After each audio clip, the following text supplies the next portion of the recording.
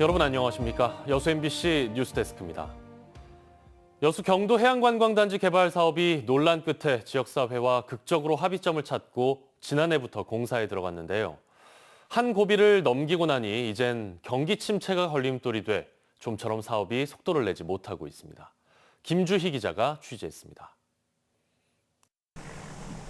여수항에서 100길로 10여 분 거리의 섬 대경.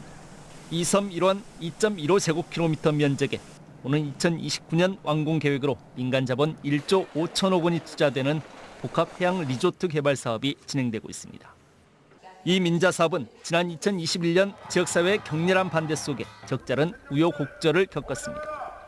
16개의 위치와 생활용 숙박시설 건립 등을 두고 지역사회 내 적잖은 이견 속에 진통만 거듭하다 지역사회 내 끈질긴 소통 노력으로 어렵게 돌파구를 찾았습니다. 이 사업은 지난해 공사가 전격 시작됐지만 좀처럼 속도를 내지 못하고 있습니다. 아직 토목공사만 더디게 진행되고 있는 상태입니다. 현재 단지조성공사는 40%의 공정률을 달성 중에 있습니다. 다도의 수려한 경관을 활용해서 골프장 연대하여 해양관광산업 단지 조성사업을 조성하고 있습니다. 경도개발의 핵심 SOC 사업인 1,180억여 원 규모의 16교 조성사업도 아직 착공조차 못하고 있습니다. 이르면 오는 4월쯤에나 착공이 가능할 예정입니다. 호텔과 콘도, 워터파크 등 15개 관광 테마 핵심 사업들의 건축 공사도 아직 시작을 못한 상태입니다. 건설 경기 침체와 함께 금융 비용이 20% 이상 상승하는 등 악재 속에 사업도 속도 조절에 나설 수밖에 없는 겁니다. 특히 생활용 숙박시설은 기존 출자사가 투자를 차려하면서 사업 시행 방식조차 아직 정하지 못한 상황입니다. 자재 때 인상률이 작년에 대비해서 좀 많이 올랐습니다. 수익성이 지금 설치되어 있는 GRD라는 SPC 출자사들이 있는데 거기에서 이제 어떤 투자를 철회를 했기 때문에 GRD라는 SPC는 청산을 했습니다. 그리고 사업 시행 방식을 금년도 내로 다시 재결정할 건데 시공사 측은 생활용 숙박시설 사업을 제외하고 핵심 관광 콘텐츠 조성 사업을 올 상반기 경호초등학교 이전 사업의 시작과 함께 본격화할 계획입니다. 오는 2026년 여수 세계 섬 박람회 개최 전까지 1단계 사업을 마무리할 수 있도록 할 방침입니다. 남해안 해양 관광의 새로운 거점으로 기대를 모으고 있는 여수 경도 해양 복합 관광단지 개발 사업. 경기 악화라는 예기치 못한 새로운 변수 속에 여수 경도 해양 복합 관광단지 개발 사업이 계획대로 순항할 수 있을지 주목됩니다. MBC 뉴스 김주희입니다. 전남도가 튀르키예 강진 피해 복구를 위해 10만 달러를 지원합니다. 전남도에 따르면 튀르키예에 조속한 복구를 위해 예비비 10만 달러를 대한적십자사에 기탁하기로 했습니다. 김영록 전남지사는 희생자들에게 깊은 애도와 위로의 마음을 전한다며 도민들께서도 함께 힘을 보태주길 바란다고 당부했습니다.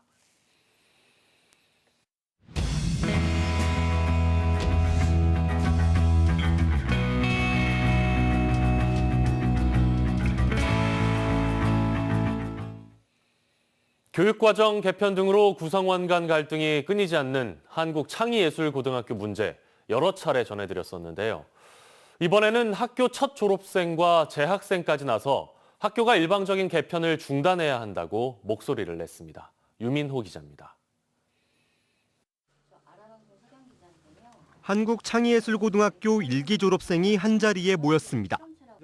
학교가 음악과 미술 전공을 허물고 효과가 증명되지 않은 융합교육을 도입하는 것에 대해 일방적인 개편을 멈춰달라고 요구하기 위해서입니다. 학과 개편과 융합을 둘러싸고 학교 안팎에서 불거진 수많은 갈등, 논란, 더 나아가 상호 비방에 이르기까지 비정상적인 학교 운영 속에 놓여 생활했던 가장 큰 피해자입니다. 이들은 예술 특목고로서 실기에 집중할 수 있는 환경을 학교가 만들어주길 원했지만 제대로 이뤄지지 않았다고 주장합니다. 이 피해를 자신뿐 아니라 앞으로 학교 생활과 입시를 해나갈 후배까지 떠안아야 하는 게 안타까워 용기를 냈다고 말합니다. 자신의 전공에 좀 더 집중할 수 있는 고등학교가 되었다면 저희가 막 서울로 엄청 많이 가고 그런 게 좀 덜했을 것 같다는 생각이 듭니다. 또 융합교육을 무조건 반대하는 것이 아니라 음악, 미술의 각각 토대 위에서 배워야 한다고 강조했습니다. 교장을 비롯한 학교 측은 이번 기자회견에 대해 별다른 입장을 내놓지 않았습니다. 해를 넘기고도 파열이 이어지는 만큼 광양시와 교육당국이 더 적극적인 역할을 해야 한다는 목소리가 나옵니다.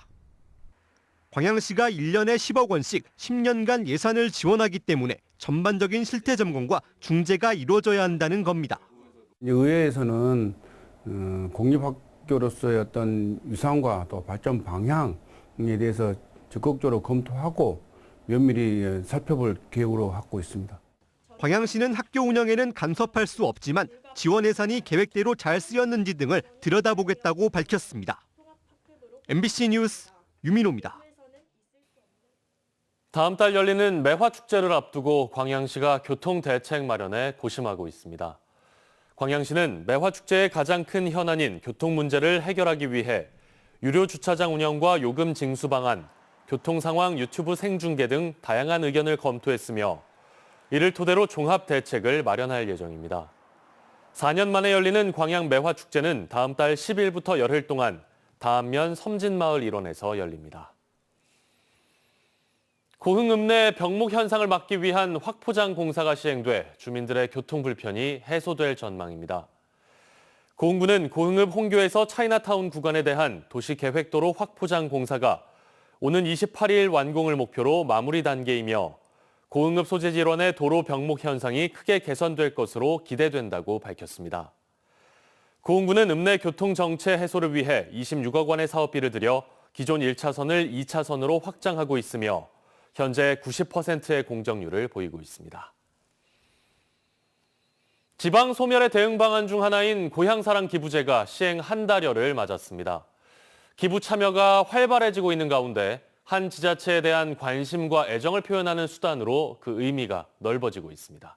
강서영 기자입니다.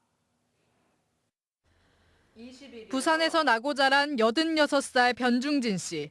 변 씨는 지난달 고향사랑 기부제를 통해 고흥군에 10만 원을 기부했습니다. 지인을 만나러 처음 고흥을 방문했다가 좋은 인상을 받았기 때문입니다. 너무나 저 인심도 좋고 그 해무로 갔더니 그 부산서 왔다 그러니까 양을 더 주고 너무나 그 참 진솔한 인간미를 느꼈습니다. 도시로 인구가 유출되고 있는 지자체에 경제적 활력을 주기 위해 만들어진 고향사랑 기부제.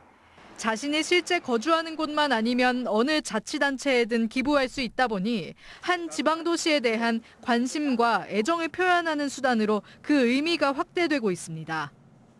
신부가 지금도 이제 아름답고 이래서 그 장인 장모님을 생각해서 고흥에 기부했다는 분도 계시고요. 기부제 시행 한 달여가 지난 현재 전라남도에는 200여 명, 고흥군에서는 150여 명의 기부자가 나왔습니다. 특히 재정 자립 확보가 절실한 고흥군은 나로우주센터 관광 패키지 등 고흥군만의 특색 있는 답례품을 개발해 외지인과 향후들의 기부 참여를 독려할 예정입니다. 고향사랑 기부제가 고향 사랑과 지역 경제 활성화를 넘어 지역을 알리고 홍보하는 기회로까지 이어질 수 있을지 관심이 모아지고 있습니다. 고향사랑 기부제 MBC 뉴스 강서영입니다. 시청각 장애인처럼 휠체어를 타지 않는 장애인들을 위한 이른바 바우처 택시라는 게 있습니다. 평소엔 비장애인 승객을 받다가 호출을 수락하면 교통약자용 택시가 되는 건데요. 탑승 횟수에 제약이 걸리면서 장애인들이 마음껏 택시를 이용할 수 없게 됐습니다. 임지은 기자의 보도입니다. 시각장애인 도현 씨는 10km 떨어진 곳으로 출퇴근을 할 때마다 장애인 콜택시를 이용합니다. 친구들과 약속이 있거나 외근을 할 때도 마찬가지입니다. 도착하는 버스 번호를 구분할 수 없어 대중교통 이용에 큰 어려움이 있기 때문입니다. 버스를 탈 수도 있고 그냥 택시 잡아서 이렇게 급하면 움직일 수도 있을 텐데 내가 시각장애인이라는 걸 이렇게 모르고 태울 텐데 하는 부담은 좀 있어요. 이처럼 휠체어를 타지 않는 장애인들은 대중교통 대신 장애인 이해도가 높은 바우처 택시를 이용하는데 이번 달부터 갑자기 탑승에 한 가지 조건이 붙었습니다. 교통약자 이동지원센터는 하루에 4번 넘게 택시를 탈 수 없도록 이용 가능 횟수에 제한을 뒀습니다. 문제는 4차례로 제한한 기준에 대한 객관적인 근거도 두지 않은 채 탑승 횟수를 제한했다는 겁니다. 또 실제로 택시를 이용하는 장애인들과는 충분한 협의 과정 없이 탑승 제한 하루 전 일방적으로 통보했습니다. 큰 의미는 없다라고 말씀드릴 수가 있죠. 집에서 출발하고 용물을 보고 돌아오고 그래서 2회 정도로 설정을 했는데요. 이게 이제 사람에 따라서는 3번을 움직일 수도 있는 거고. 바우처 택시 이용을 제한한 이유는 관련 예산이 부족하기 때문입니다. 교통약자 이동지원센터는 바우처 택시기사가 임의로 장애인 호출을 받지 않을 가능성을 줄이기 위해 호출료 등을 합쳐 한 건당 약 11,000원을 지원할 예정입니다. 대략 장애인들이 하루 평균 1,200건 정도를 이용하는데 하루에 나가는 돈은 1,300여만 원, 연간으로 따지면 약 47억 원입니다. 바우처 택시 운영 사업으로 확보된 30억 원의 예산으로 감당하기엔 턱없이 부족한 상태입니다. 장애인 단체는 이러한 결정이 행정 편의주의에 불과하다고 비판합니다. 3회가 될 수도 있고 5회가 될 수도 있는데 거기에 대한 근거 없고 행정 편의주의로 정해놓고 바꿔놓고. 지난해 비휠체어 장애인 전용 택시였던 임차 택시를 폐지시켜 장애인들에게 한 차례 불편을 초래했던 광주시가 이번에는 바우처 택시 탑승 이용에도 제한을 두면서 또다시 불편을 주고 있습니다. MBC 뉴스 임지은입니다. 순천시가 양질의 공공보건의료 서비스 제공을 위해 조직 개편과 관련 조례 제정에 나섰습니다. 순천시는 최근 지역의 열악한 의료 환경 개선을 위해 조직 개편을 통해 공공의료팀을 신설한 데 이어 공공보건의료 주요 사업과 재정 지원, 공공보건의료 협의회 구성 등 효율적인 보건의료 정책들을 추진할 수 있는 조례를 제정할 계획이라고 밝혔습니다. 순천시는 이 조례에 따라 지역 응급의료 거버넌스 구축과 야간 응급진료 지정 운영 등 공공보건의료 활성화를 위한 연구 용역과 민관 협력 사업 등을 시행하거나 지원하게 됩니다.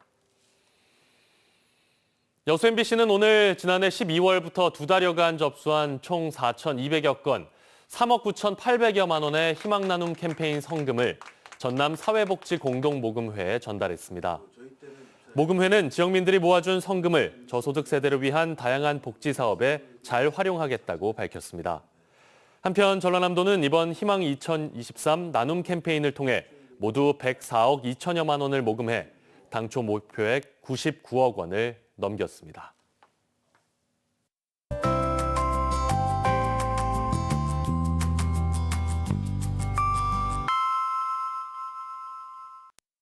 날씨와 생활정보 정리해드리는 생활포커스입니다.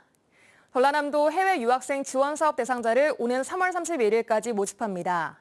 대상자로 선정되면 2년 동안 생활비를 포함해 유학비 최대 1억 원이 지원됩니다. 주소가 전남에 있거나 도내 학교를 졸업한 도민이면 나이에 상관없이 누구나 지원할 수 있습니다. 순천시가 원도심 내 오래 방치된 빈집을 새로운 주거 공간으로 만드는 도심 빈집 리모델링 사업을 추진합니다. 이렇게 리모델링한 빈집은 신혼부부 등 취약계층에게 주변 시세의 반값에 4년간 임대해줍니다. 전남소방본부가 겨울철 어린이 소방과학기술 경연대회를 개최했습니다. 화재와 생활안전에 대한 안전의식을 높이고자 열린 이번 대회에는 도내 초등학생 3천여 명이 참가했습니다. 오늘 오후부터 전남 전 지역에 조금씩 비가 내리고 있습니다. 비는 내일 오전까지 이어지겠는데요. 예상되는 비의 양은 5에서 20mm입니다. 또 기온이 낮은 전남 동부 내륙 지역에는 1cm 이내의 적은 양의 눈발이 날리는 곳도 있겠습니다. 이번 비로 대기의 건조함은 조금 나아질 것으로 보입니다. 또 비로 인해 공기 중에 먼지도 씻겨나가면서 내일은 종일 미세먼지 농도 좋음 단계 보이겠습니다. 전남 동부 지역의 자세한 내일 기온 보겠습니다. 아침 기온은 전 지역의 4도로 오늘보다 2, 3도가량 오르겠습니다. 한낮 기온은 여수가 10도, 순천 13도, 광양 12도로 오늘과 비슷하겠습니다. 해상에도 흐리고 비가 오겠습니다. 바람으로 인해 물결이 높게 일겠는데요. 앞바다에서 1.5에서 2.5m, 먼바다에서는 최고 4m로 높아지겠습니다. 뱃길 운항 정보를 확인하시기 바랍니다.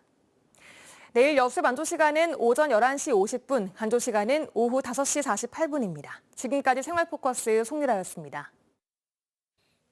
다음 뉴스입니다. 여수시가 여순사건 관련 자료를 한눈에 볼 수 있는 여순사건 아카이브 홈페이지를 운영합니다.